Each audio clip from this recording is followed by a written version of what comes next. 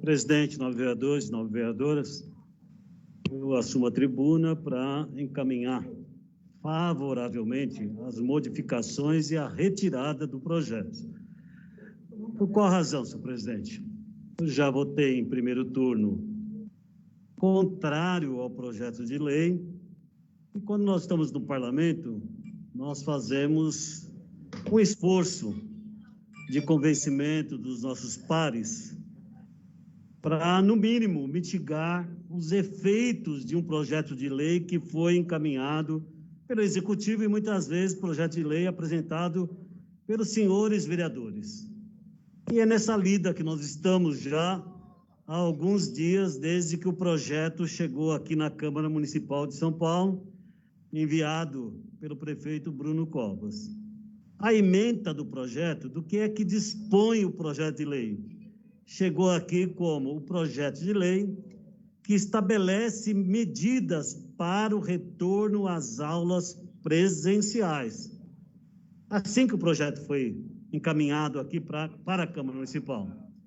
E desde o início, o fato de o projeto dispor sobre estabelecimento de medidas para o retorno às aulas presenciais, eu apontei que jamais poderia ter essa ementa se não incluísse, pelo menos, medidas de sanitização das escolas, indicadas até mesmo numa minuta que foi apresentada pela Secretaria Municipal de Educação.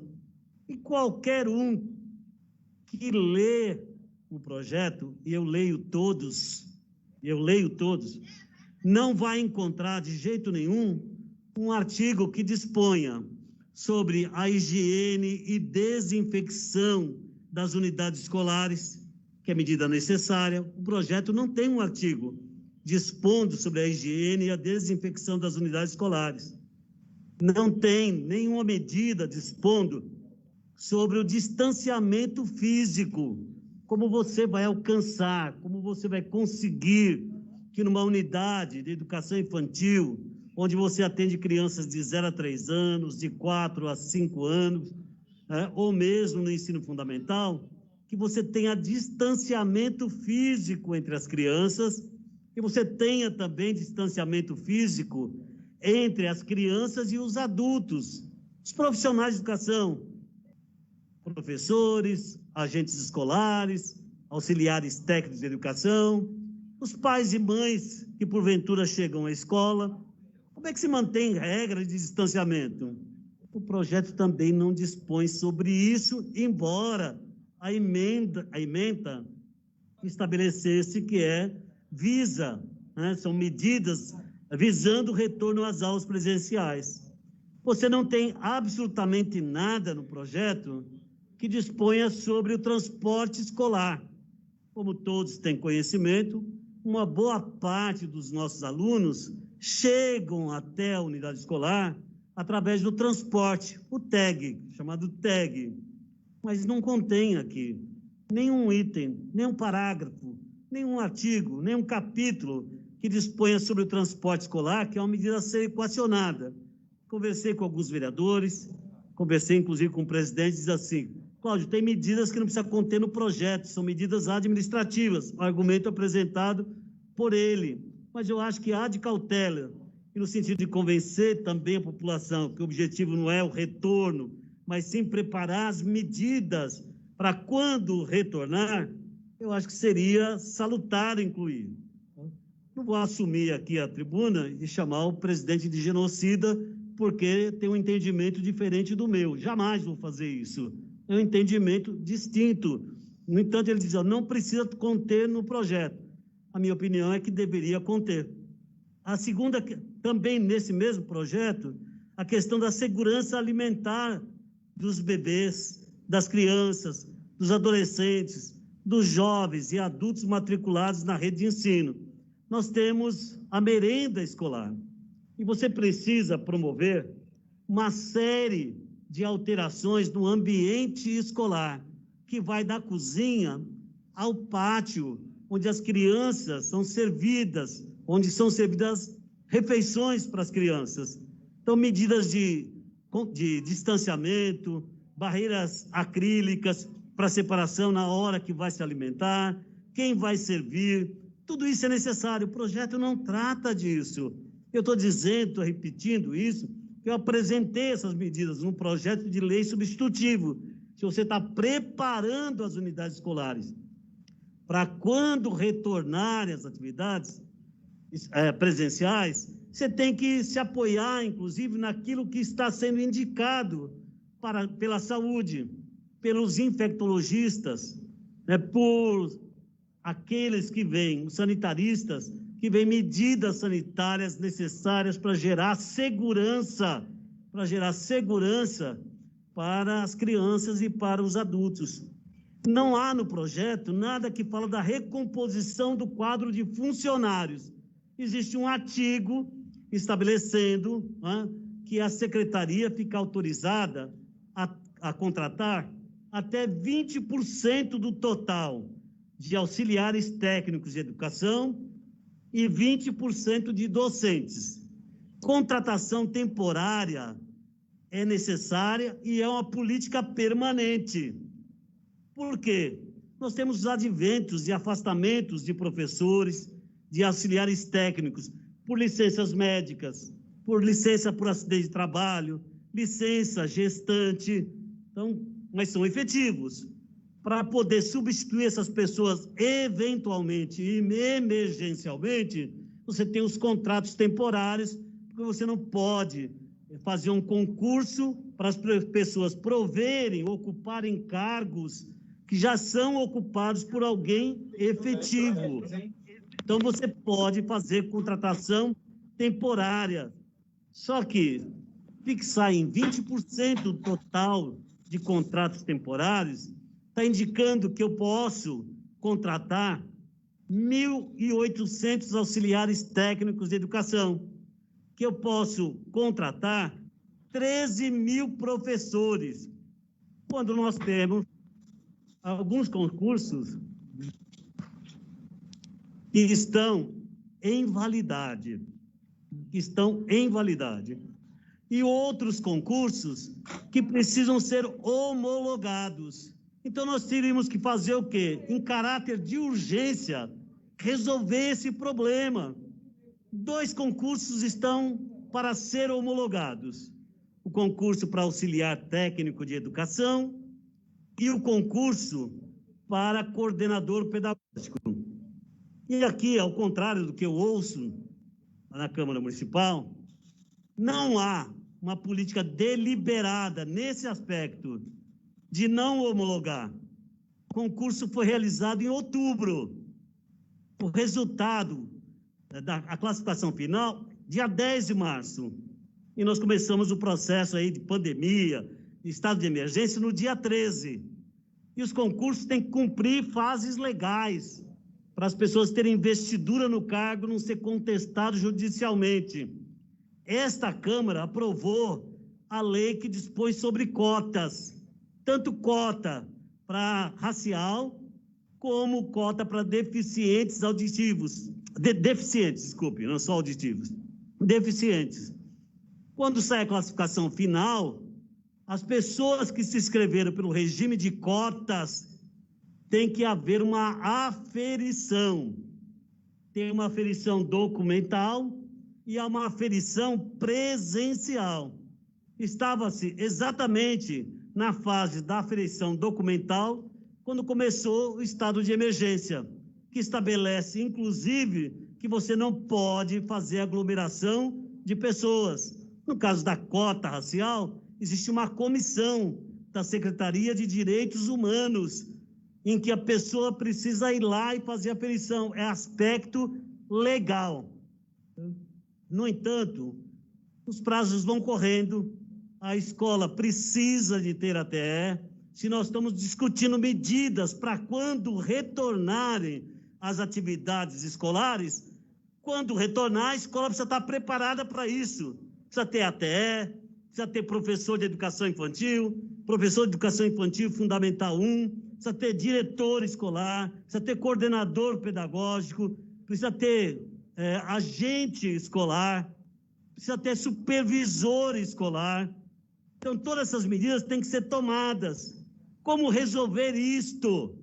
E nós estamos buscando solução, porque o meu papel, conhecendo a legislação e sendo contrário ao projeto, é mitigar os seus efeitos negativos, que é o que eu estou fazendo aqui. Mitigar os seus efeitos negativos. E encaminhei, discutindo com o líder do governo, com o presidente da casa, com o secretário de Educação, que nós temos que arrumar uma solução para que o concurso seja homologado de ATE e o concurso de coordenador pedagógico. Nós temos 1.636 vagas de auxiliar técnico de educação. São 8.935 cargos existentes e desses cargos, 1.636 estão vagos, aguardando o provimento pelos concursados, aprovado no concurso. E auxiliar técnico de educação é estratégico para a escola, assim como é o agente escolar. Não há que se falar em ter um novo normal nas escolas, atendendo às urgências face à pandemia, se eu não tiver auxiliar técnico na escola. E não é contratado temporário que vai prover isto, porque há impedimento de contratos prorrogáveis ad infinito na Prefeitura de São Paulo, como no governo do Estado. Então, é necessário resolver. E de coordenador pedagógico, da mesma forma. Tem 2.027 cargos criados.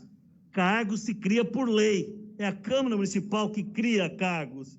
O provimento através de concurso. De 2.027 cargos, tem 1.064 cargos vagos. Quase a metade dos cargos existentes. E tem concurso que foi realizado. No entanto, precisa ser homologado. Para homologar, discuti, parece que a gente está brigando. Conversei com o presidente, conversei com o líder do governo, conversei com o secretário de Educação, diz, vamos fazer uma inversão nas fases, nas etapas, para que o concurso seja homologado até o dia 14.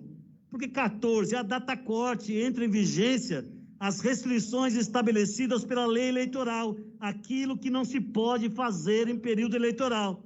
E uma das coisas que não se pode fazer em período eleitoral é convocar aprovados em concurso que não foram homologados. Então, o limite é dia 14. O que eu propus, secretário? Como você não pode ter aglomeração, grandes deslocamentos, para homologar, vamos inverter a ordem, as fases, as etapas para o provimento do cargo, estabelecendo que os profissionais de educação concursados, eles vão fazer a aferição, aqueles que se inscreveram por cotas, para fazer a aferição no momento da escolha da vaga. As pessoas são convocadas para escolher a sua vaga, o cargo e o local onde vai trabalhar.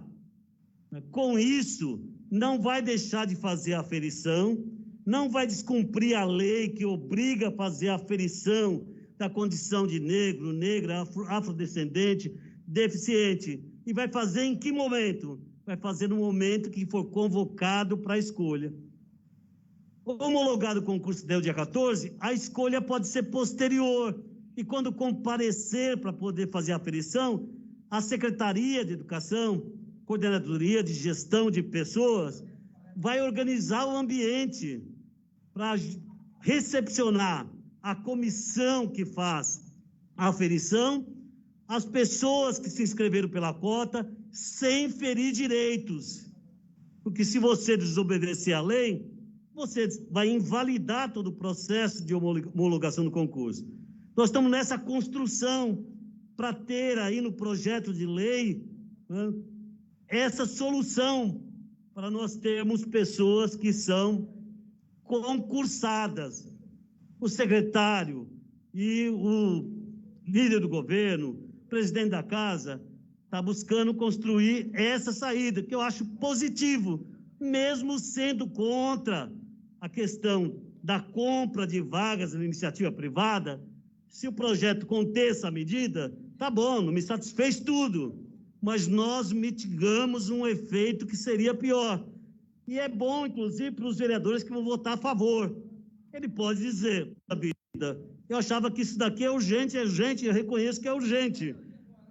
Eu não quero o quanto pior, melhor. Eu quero que seja melhor. E vou empenhar meu conhecimento nesse sentido. E tenho feito desta maneira.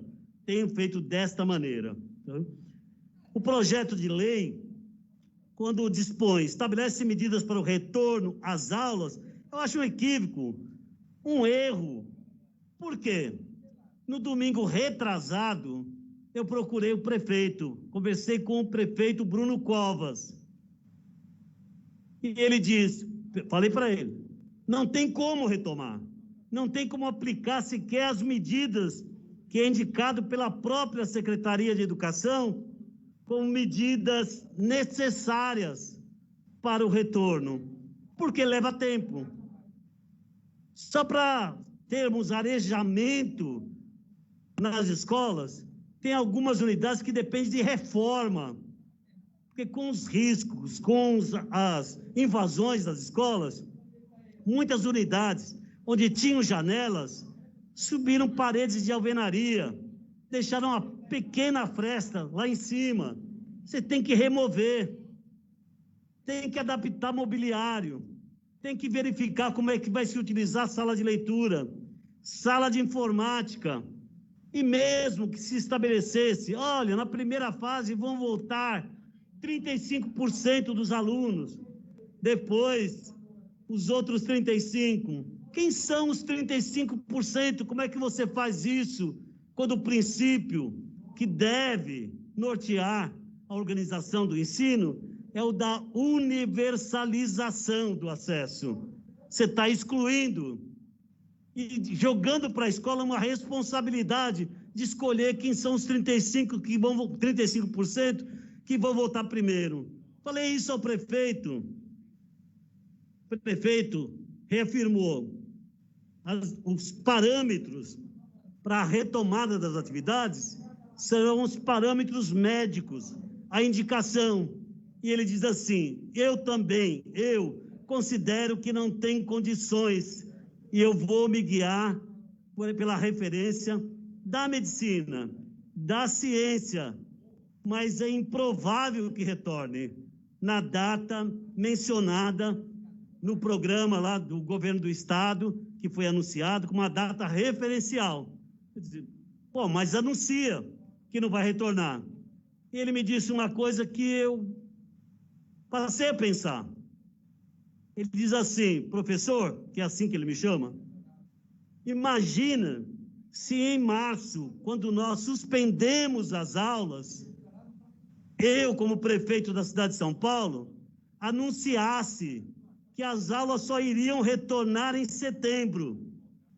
Como é que a população entenderia essa minha declaração no momento que o presidente da República negava, inclusive, que houvesse uma pandemia, dizendo que era uma gripezinha, que ele se expondo, fazendo aglomerações, indo às padarias, ele diz assim, se eu anunciasse lá, ainda não se tinha um acúmulo de conhecimento da gravidade dessa situação. O que nós estamos fazendo? Nós estamos nos guiando pela ciência, pela medicina, indo aos poucos. Se não tiver condição, e ele falou, eu entendo que não tem, não vai retornar em 8 de setembro. Nós não vamos expor as crianças. E é verdade. Para quem compara aqui, o governo federal, como tivesse as mesmas atitudes aqui. O governo federal, o presidente da República, continua expondo a população sempre que sai. Afinal, ele ficou doente. A sua esposa também ficou doente. Não tem política nacional de combate ao coronavírus. Então, óbvio, se em março você anunciasse que as aulas só voltam em setembro, nós tínhamos ainda aquelas manifestações nas ruas, caminhão, caminhonete, todos eles protestando contra as medidas de restrição das atividades comerciais, Então, é uma construção tática. Então, conversei com o prefeito. Eu não saí com a segurança, tipo, olha, não volta esse ano, mas certo de que não voltaria no dia 8 de setembro. Ontem o secretário esteve aqui e nós cobramos novamente a nossa luta como vereador, como militante político. É óbvio, nós temos um olhar que conhecemos a realidade escolar e sabemos que se voltarem às aulas este ano, por ser a escola um espaço de grande concentração e movimentação de pessoas, vai ser um vetor de disseminação do vírus, de contágio. Não só nós sabemos isso. Aqui a Câmara Municipal já promoveu alguns debates com especialistas, e todos eles indicando. Por fim, eu disse ao prefeito, não há ano perdido.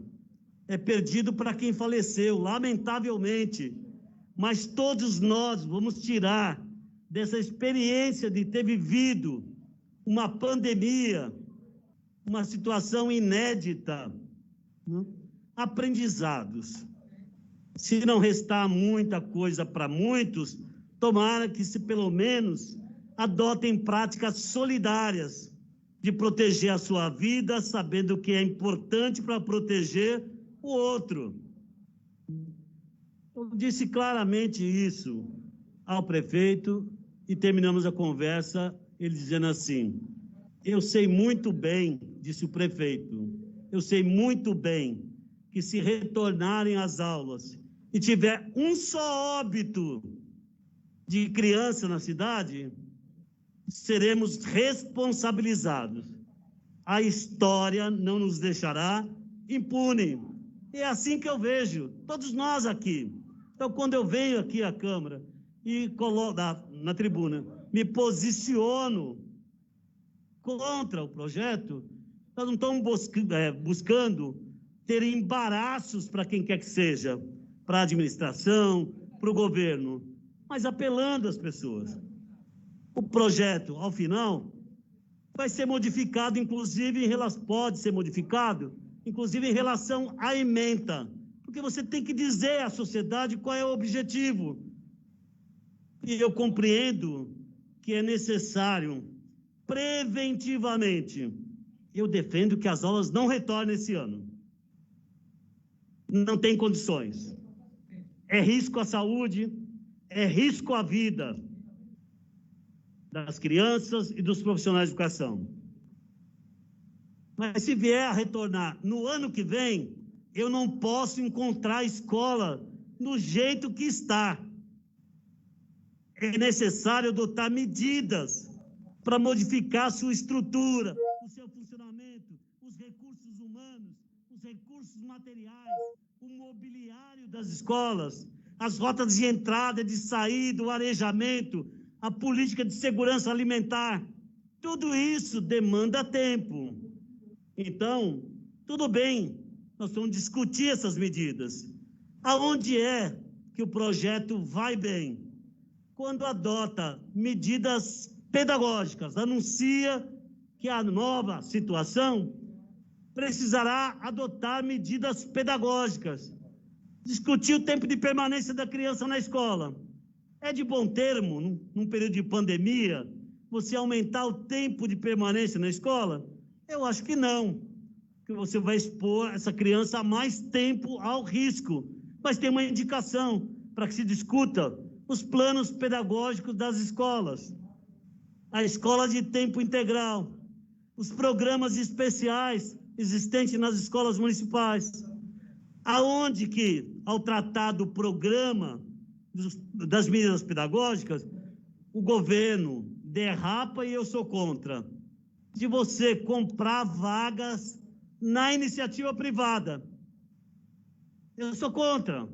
O governo argumenta, eu não vou conseguir atender a demanda, porque há uma movimentação de pessoas da iniciativa privada, que saíram das escolas particulares, o poder público tem que atender, então eu vou comprar vagas, até 5% do total de vagas da educação infantil eu posso comprar da iniciativa privada, ou seja, de escolas confessionais, de escolas comunitárias, mas não atendido o total de vagas, escolas confessionais ou comunitárias, se elas não se credenciarem, eu vou comprar, inclusive, vagas de instituições com fins privados e lucrativos, que tem lucro. É transferir dinheiro público para quem vai lucrar. Eu sou contra. É uma medida pedagógica você atender, buscar universalizar o atendimento? É. No entanto, eu sempre apontei que era necessário expandir os recursos para a manutenção e desenvolvimento do ensino, não ter redução como nós tivemos de 30% para 25% com manutenção e desenvolvimento do ensino, para construir mais, para edificar mais, para reduzir a quantidade de alunos por sala, porque agora se vê a necessidade, com o distanciamento, como colocar 32, 34, 36 alunos numa sala? Como colocar 6, 8, 12, 24 crianças de 0 a 3 anos no mesmo espaço? O que é que revela isso? Que era necessário ter uma ampliação da quantidade de equipamentos, e como nós sempre reivindicamos, redução da quantidade de crianças por turma, agrupamento por sala. Então, eu sou contra o programa Mais Educação Infantil. Compra. Eu vou dar uma parte. Eu já vou dar uma parte a Vossa Excelência. Então, é importante reconhecer que nessa questão dos programas aqui, chamadas medidas pedagógicas, não dá para avançar nesse sentido. Tá bom, mas está no projeto. O que nós temos feito aqui de forma responsável, discutido e insistido para que esses recursos que forem, se for mantido para comprar vagas na rede privada, não sejam considerados como despesas de manutenção e desenvolvimento do ensino, conforme diz o artigo 213 da Constituição Federal. Nós apontamos a inconstitucionalidade, mas eu não posso, mais uma vez, ver acontecer, né, numa lei que descaracteriza os artigos 70 e 71 da LDB, que classificam o que vem a ser despesas com manutenção e desenvolvimento do ensino e aquilo que não pode ser. Então, estamos discutindo aqui, incluir um artigo que feche a porta, não pode pegar dinheiro da educação para comprar vaga de iniciativa privada. Se o texto incorporar isso que nós temos lutado, brigado, para que verba da educação seja para a educação pública, verba 25% para manutenção e desenvolvimento do ensino, da rede direta, pública, nós vamos fazer o quê? Mitigar os efeitos ruins do projeto. Vai banir totalmente? Não, mas vai diminuir os efeitos. O projeto ainda tem outros programas. O programa de assistência à saúde aos alunos. Quem é que pode se opor à criação de um programa de assistência à saúde aos alunos? Isso é positivo. Nós sempre reivindicamos isso. No movimento sindical, nós sempre dissemos, é impossível as crianças chegarem na escola e não ter uma política voltada à saúde, ao atendimento à saúde dos bebês, das crianças, dos adolescentes. É necessário. E a pandemia revela ainda mais essa necessidade. No capítulo 3 aí do projeto, fala do programa de assistência à saúde aos profissionais de educação. Nós somos quase 80 mil profissionais de educação, envolvendo docentes, gestores e quadro de apoio. Não tem um programa de saúde desses profissionais. Trabalha com a voz. A quantidade de pessoas que são afastadas por disfonia, imensa. Qualquer empresa séria teria um programa, um departamento de saúde específico. Eu quero que crie, que seja contínuo, que seja permanente, que não seja episódico só agora no momento da pandemia. o programa Auxílio Uniforme e Material Escolar. Quem conhece o processo licitatório na prefeitura? Quem conhece as empresas que controlam isso, que ganham as licitações e que negam o direito da criança? O material escolar chega 3 meses depois das aulas começarem. O uniforme escolar chega, o do verão chega no inverno. O do inverno, quem sabe? Então, eu vejo como positivo esses programas. E nós batalhamos e continuo batalhando, inclusive para incluir o artigo aqui, que dispõe sobre o contrato temporário. Não os 20%, mas não dá para retirar um artigo que tinha aqui, que permite que um professor que foi contratado, que o seu contrato encerra em setembro, por exemplo, que não possa ser prorrogado até o final do ano escolar, do ano letivo. Isso é positivo, porque se não puder, os alunos ficam sem aula. Portanto, meu trabalho no sentido de mitigar, mas já registrei, reitero, repito, né? Vou votar contra o projeto, exatamente pelo artigo que dispõe sobre a compra de vagas. No mais, tem questões, se o governo aceitasse retirar esse artigo, ficar melhor, porque as medidas são necessárias, medidas para quando retornar, e sugerir, inclusive, para mudar a ementa, o que dispõe o projeto de lei, não para estabelecer medidas para o retorno às aulas. Não é isso que nós estamos discutindo aqui. O parâmetro é da saúde. Então, nós temos que estabelecer, nós temos que ter medidas que organizem as unidades educacionais quando retornarem.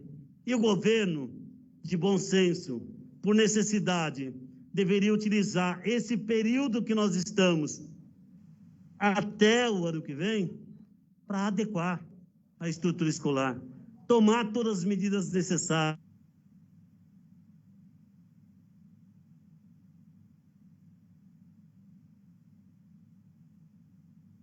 Nós estamos passando, dizendo, o Estado tira o seu corpo fora.